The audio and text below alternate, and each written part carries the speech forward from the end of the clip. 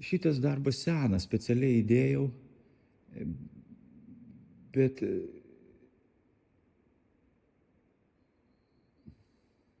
jis vadinasi Ars brevis vita brevis.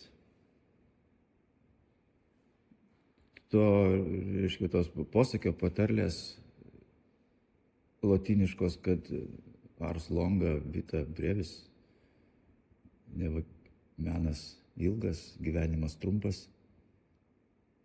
Tokia kontroversija, kad abu jie trumpi yra. Šiuolaikinis menas, manau, tuo ir žaidžia, kad jis yra trumpas. Jis yra aktualus, bet aktualus labai trumpą laiką. Tai intencija, kuriant, gal tokia buvo.